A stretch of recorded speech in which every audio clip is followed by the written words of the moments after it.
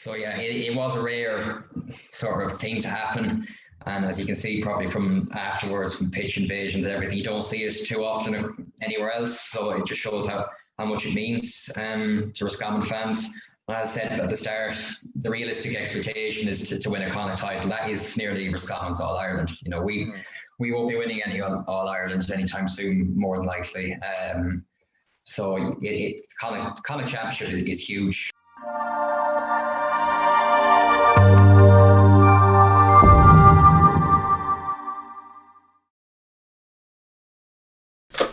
Okay, so welcome back to the GAA Fan TV podcast. My name is Aaron. I'm joined here by Darragh from the Sideline View, here to talk all things Roscommon ahead of the upcoming Inter-County Championship. I suppose, first of all, Darragh, how are you keeping? Yeah, not too bad now. Just excited, I suppose, for the return of the championships and leagues, so it'll be something to look forward to over the coming months. Yeah, I suppose hopefully we definitely do get a championship anyway. I know there was a few worries there in the past couple of weeks or so with a couple of different clubs potentially having to pull out. But I suppose, what would be your expectations as a Roscommon fan going into this year's championship?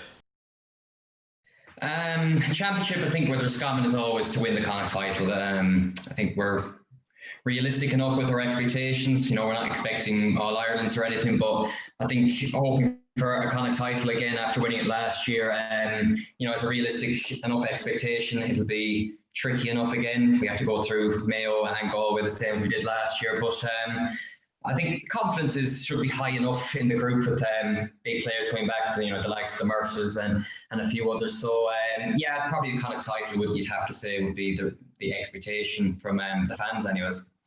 Yeah, and I suppose obviously it was an exciting enough club championship there in Roscommon, obviously with St. Brigids coming out on top in the end.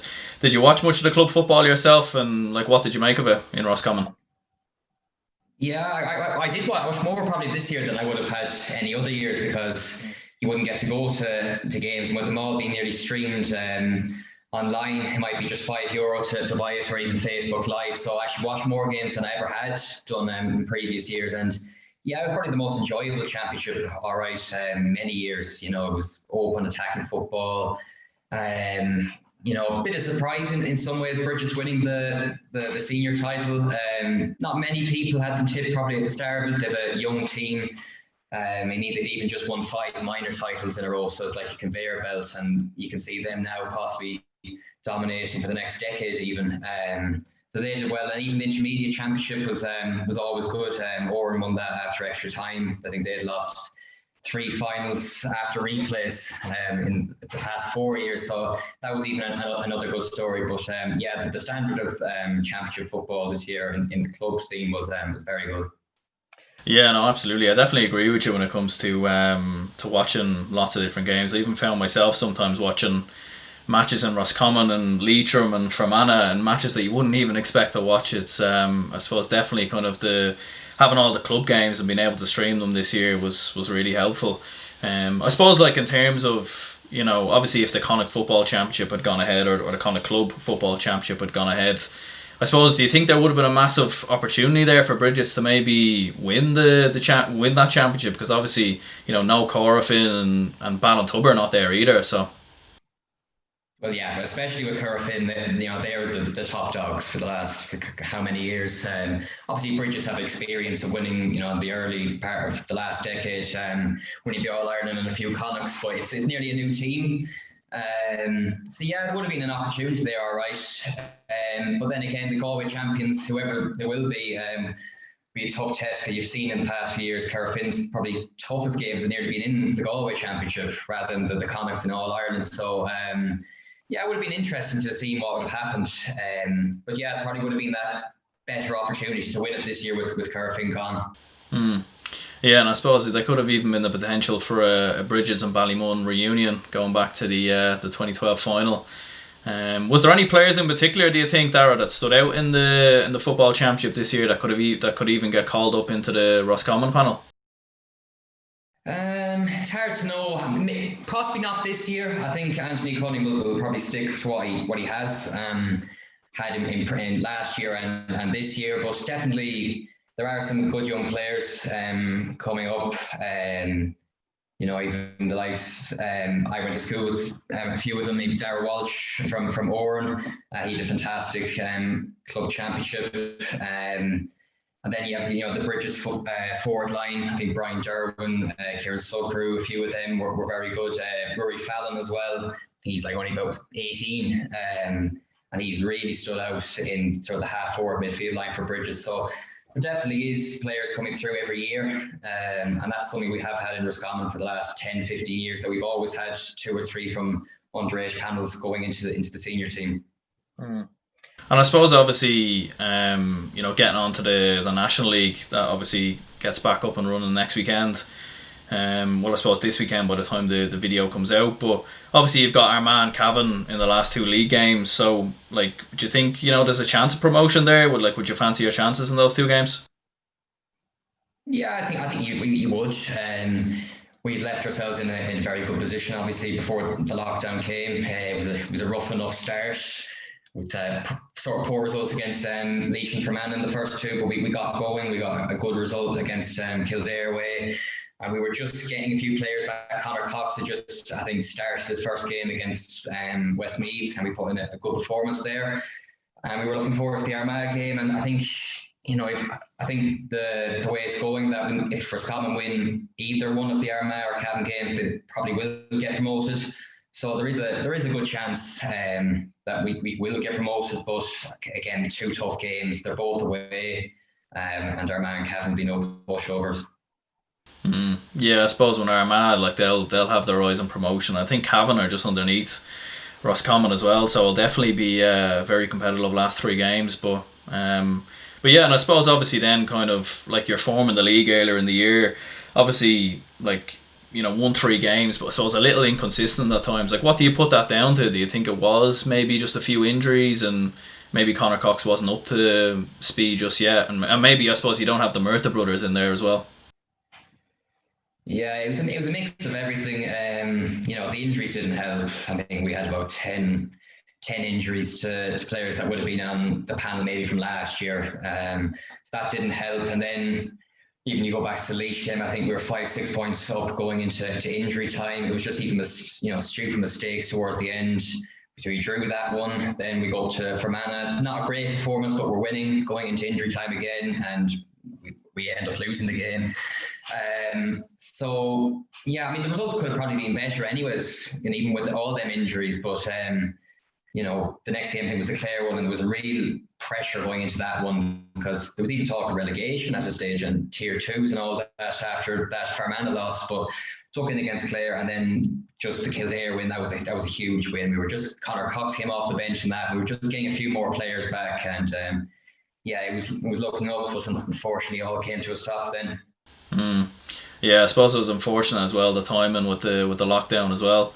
And I suppose obviously kind of getting into the Connacht Football Championship, obviously, like, more than likely I'd say it'll probably be Mayo in the semi-finals. I mean, unless Leitrim pull off a miracle. So like, how would you fare? How would you think you would fare kind of going into that game? Yeah, it's an interesting one. Last year, obviously, the experience in Castlebar will definitely stand to the team that, there was the kind of a mental block with Mayo for the last maybe even 20 years that we hadn't beaten them in championship. But yeah, there was real even hype going into that game that was meant to be in May. It was all talk. He was going to be in the hype this year as well, so it'd probably been a huge crowd. I think, last year's win will definitely give Roscommon confidence going into, presuming it is Mayo and they beat Leitrim, it will definitely give them a huge confidence that mental, as I said before, the mental block is gone.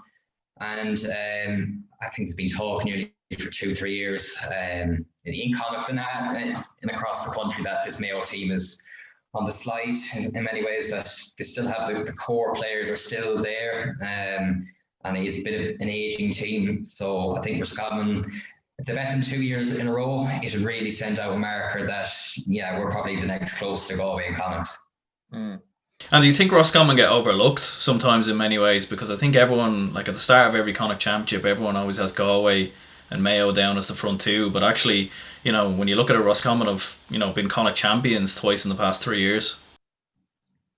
Yeah, and it's no harm though. I think Roscommon enjoy that. Definitely from the fans, it just takes that bit of pressure off, that no one expects us to win. It's all the pressure's on Mayo, Galway every year. But as you said there, I mean, the last 4 years have been with Roscommon Galway finals, 2 titles each. For as much as Mayo have done, they haven't been in the finals since 2015, I think. So they'll be desperate to get back, even just winning Connacht titles again. I mean, obviously the elusive prize for Mayo is the All Ireland, but even just getting back in the rhythm of winning a Connacht title again. But yeah, definitely Roscommon like being the underdogs. It definitely suits them. I don't think we've ever gone into a Connacht final as favourites or anything. Usually big enough outsiders. And I wouldn't say it's disrespectful because Galway and Mayo are two powerhouses, in Connacht and across in terms of the All Ireland stages as well. But it definitely suits us to be underdogs. Yeah, I think it'll be close definitely against Mayo, all right, because a lot of very good Mayo players in the Mayo Football Championship as well. And I suppose obviously like for yourself, obviously winning Connacht in 2017 and 2019, I'd say there were pretty proud moments as a Roscommon fan, because obviously normally before 2017 they didn't really come around too often. No, the other one was 2010 and 2001. So yeah, it was a rare sort of thing to happen. And as you can see, probably from afterwards, from pitch invasions and everything, you don't see it too often anywhere else. So it just shows how much it means to Roscommon fans. As I said at the start, the realistic expectation is to win a Connacht title. That is nearly Roscommon's All Ireland. We won't be winning any All Ireland anytime soon, more than likely. So Connacht Championship is huge, and that's why I think keeping the provincials is really important, because they mean so much to the teams in Connacht, and even in Ulster as well. You could name 4 or 5 counties that have realistic expectations that they can win the Ulster Championship. I know Kerry and Dublin have dominated the other two, but to win a Connacht title means so much to the people of Roscommon. Yeah, and I suppose obviously you could definitely see how much it meant to a lot of the Roscommon fans. I mean, sometimes they say they should scrap provincial championships and do this and do that, but I think when you see the kind of emotion and the pitch invasions in particular with the Roscommon fans, I think there's more than enough reasons to keep it around. Was the belief there in 20 even last year and even in 2017, was the belief always there that maybe you could actually win a Connacht, or did you think maybe we were actually just pinching above our weight a bit here? Yeah, well, definitely last year the expectation was we just beat Mayo, so the expectation was we were going to go to Salthill and win last year. 2017 was a bit different. We had it was Kevin McStay's first full year in charge, and last week we had a really poor league. We just got relegated, and there was a lot of pressure coming from the outside. It's just been the breaking up of the McStay O'Donnell management team. So going into that one, there was more sort of hope than any real expectation. But we always knew that we have talented players, and especially talented forwards. And if they all click, that we can pose a threat to anyone. And definitely that day in 2017 in Salthill, everything just clicked. Enda Smith was brilliant. The two Merces, Conor Devaney. We have talented players, and that was a brilliant one. And obviously last year, then as I said, we just beat Mayo, so definitely the expectation was a bit higher. But of course, Galway had to be respected. They were still odds-on favourites going into it, but again, half time we were down by 5, and they dug in and came back and showed their quality again. And I suppose what have you made of the job that Anthony Cunningham's come in? Because obviously, his background mainly, or what he's known for mainly, is obviously being Galway hurling manager. So did you expect him to do as well as he's done with Roscommon and kind of carry on, the job that he's done from Kevin McStay? Because I think a lot of people thought Kevin McStay was just a really good manager, and that's why he just went on to win Connacht. But I suppose, have you been a bit surprised by the work that Anthony Cunningham's done? Yeah, definitely. Because I was kind of a bit disappointed when Kevin McStay said he was stepping away, and I was saying, well, who do we go to next? Are we going to get that sort of caliber of manager again? When Anthony Cunningham came in, again, as you said there, it's mainly hurling he's known for. But obviously, he has managed a few club teams, including St. Brigids, so he has pedigree in terms of football as well. But you can see he stamped his authority or sort of his style of play on the team very early. I remember one of his first big ones was the FBD final. And it's a pre-season tournament, but you can even see we went over to Tuam and bet Galway, convincingly enough, and there was a bit more steel about the team. That was probably Kevin McStay's, or from the outside anyways, that we made look weak. We had nice, pretty footballers, but it seems to brush us aside fairly easy. I think that's the main difference. There was a bit more defensive structure, a bit more even nastiness, if you like, to the team. And even though we did get relegated from Division 1 before we won the Connacht title, there were good performances in there. We bet Monaghan, we ran Mayo and Dublin close, we drew with Tyrone, so there was definitely positives going into the Connacht, and we were competing more with the bigger sides. And I suppose then, if you were to get past Mayo, how would you think you'd get on against Galway? Because obviously they were looking very good before the lockdown. They were probably looking like the best team in the country. So I'd say that'll be a tough matchup for yourselves. Yeah, definitely. I mean, Galway have such good players. I mean, arguably Shane Walsh was. I mean, him and Clifford were probably the two best players in the country during that National League. Like, they have talent all over the pitch. They really did show us at stages. And, remember even being at a match and I saw the bet Tyrone by 20 points or whatever it was afterwards. So Port Choice definitely got them playing more expansive attacking football than what they were. So yeah, I'd rate Galway higher than Mayo. Definitely at the moment, they're younger. I think they have more to prove. And what you nearly hope is that they're looking, well, not past Connacht, but they just have more of an eye even trying to challenge the All-Ireland, and we might catch them out. Hopefully that if we beat Mayo, but it is a tough ask again this year.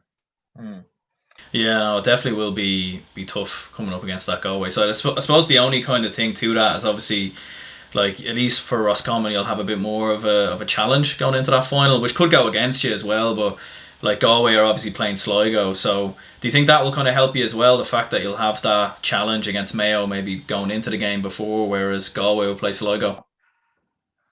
Yeah, well, it was the exact same last year as well. We had the tough battle against Mayo. And Galway had an easy enough win against Sligo. Now, whether that had too much to play, I don't know. But yeah, especially this year, it's nearly week after week. So it could work in your favour, it's a disadvantage that Galway might have an easy game against, no disrespect to Sligo, the week before Connacht final. I don't know, is it a week or is there a week break in between? But this year is kind of unique in many ways, that it'll throw uncertainties all over the place, and it will be hard to predict because there will be shocks all over the country this year. I'm pretty sure about it. Yeah, definitely. No, and I think even if Anthony Cunningham does adopt a bit of a defensive structure to Roscommon, I can see with the winter conditions, I can see a lot of very defensive sides doing a lot well in the championship this year, maybe compared to previous years. How do you reckon, because obviously in the past couple of years, like when you've got through Connacht and you've gone into the All-Ireland series, it hasn't gone too well obviously for Roscommon. So what would you put that down to in previous years? Do you think it's maybe just players running out of steam, or kind of you came over that massive high, I suppose, of winning Connacht as well? So what would you kind of put that down to? Yeah, I mean, winning Connacht, as I've mentioned a few times, it is the ultimate goal. But I think there is a thing now that we want to nearly progress, maybe get to a semi-final one year.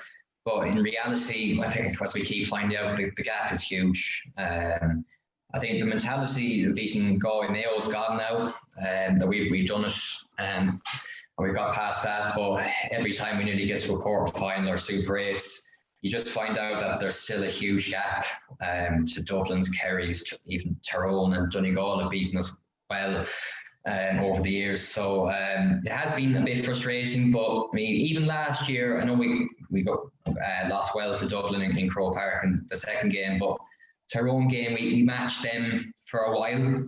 They deserve to win the game, no doubt. And then the last game, I think that's nearly gone unnoticed. We bet Cork, and that was a huge thing for the team, just to get that win in the Super 8s. That the year before we lost all three. So even just brush that aside. So we have the win at least in the group, and hopefully, in years to come we'll be back there and maybe get to a semi-final.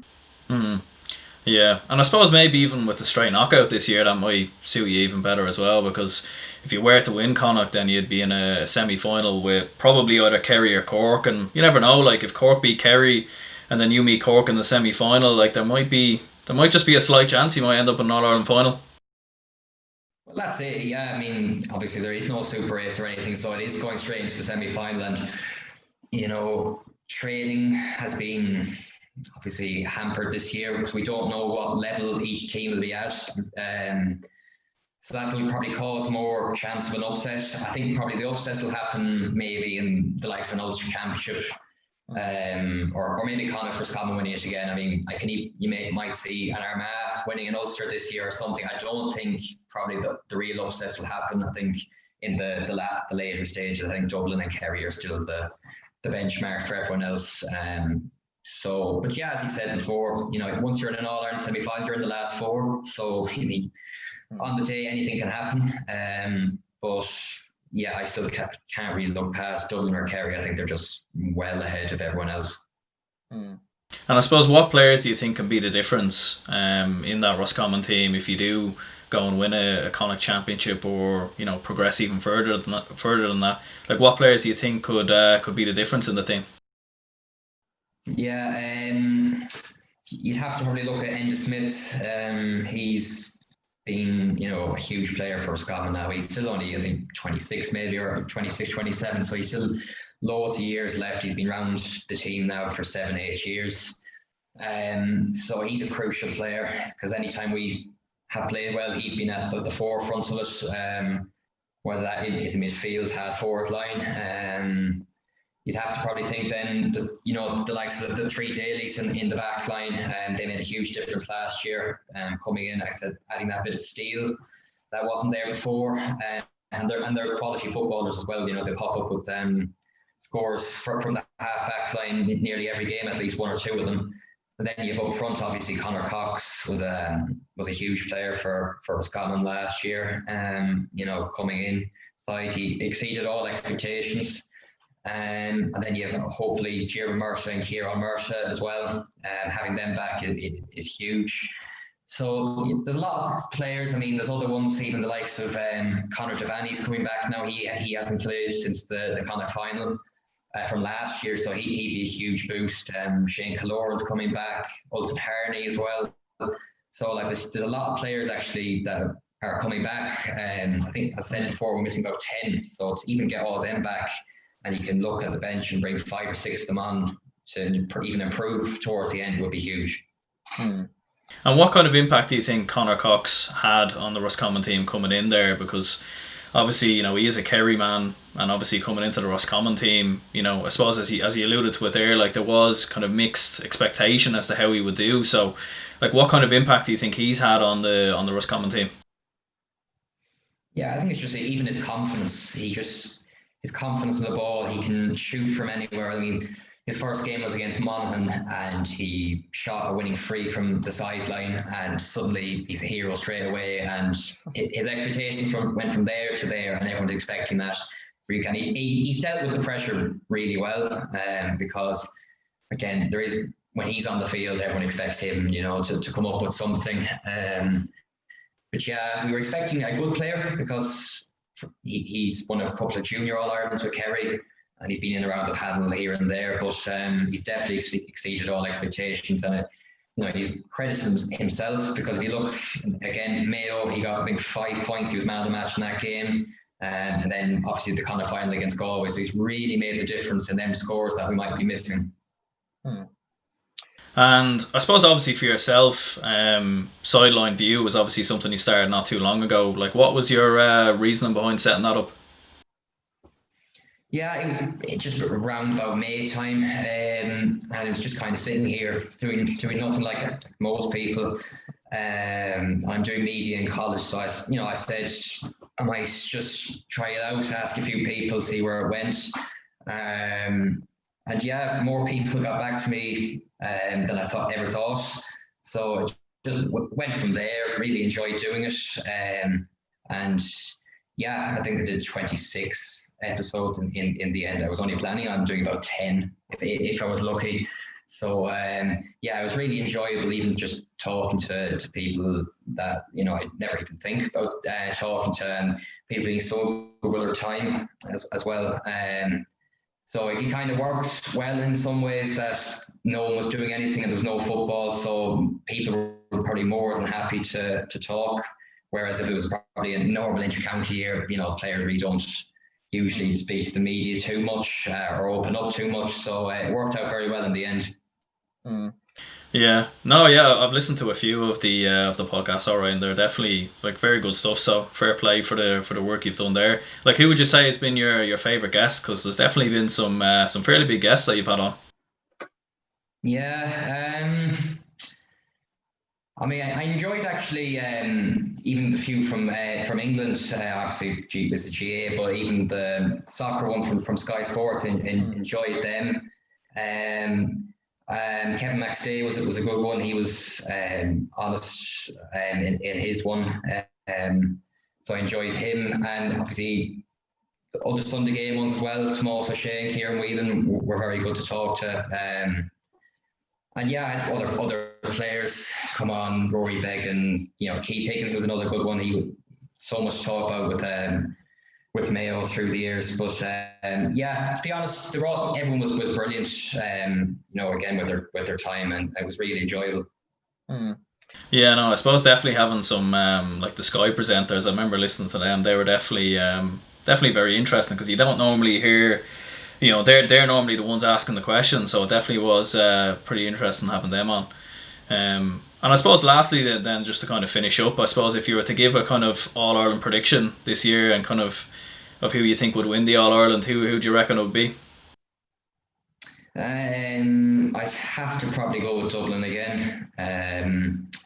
I think there's still a bit of a gap from them actually to Kerry, and there's probably a bigger gap from Kerry to the rest. So yeah, I think Kerry's chance last year was huge, and especially that first game, it looked like it just happened. But again, Dublin just showed why they are the best and have been for many years now. A man down to work that score for Dean Rock at the end was brilliant, and they just don't panic. I think they have the experience, they have the players, and obviously I think Jack McCaffrey's not playing this year now, which will be a loss, but they usually have someone else to come in. Whereas if Jack McCaffrey had left another county, it would have been probably an even bigger loss.